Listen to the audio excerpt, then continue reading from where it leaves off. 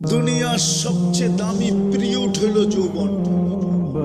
যৌবনের চেয়ে জীবনের কোনো অংশ দামি নাই। সবচেয়ে দামি অংশ হলো যৌবন। যৌবন কালটা কোথায় লাগাইছ? ভালো মতে বোঝো, কাজে দিবে।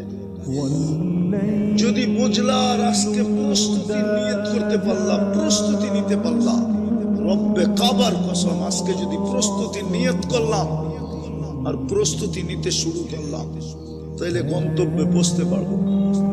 আর নাইলে বড় আফসোস করতে হবে। আল্লাহর রসুল আফসোস করে গেছেন, মিসকিনুন ফাকুর। আমার ওই উম্মত যাদের জান্নাত অনেক কাছে ছিল, ইচ্ছা করলেই জান্নাত নিতে পারত, শুধু হাত বাড়াইলেই জান্নাত মিলত। আফসোস, ওরা জান্নাত নিতে পারলো না।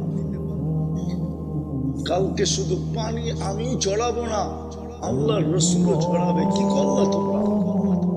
এই মজমার সামনে আল্লাহ রসুল পানি জড়াবে, কি করলা? জান্নাত তো সহজ ছিল।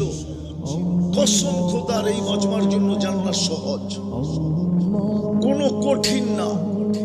এই উম্মতের জন্যই জান্নাত সহজ। জান্নাত বানাইছে এই উম্মতের জন্য, নাইলে 80 কাতার একজনকে দিবেন কেন? 120 কাতারের ভিতরে 80 কাতার মুহাম্মদুর রাসূলুল্লাহকে দিবেন।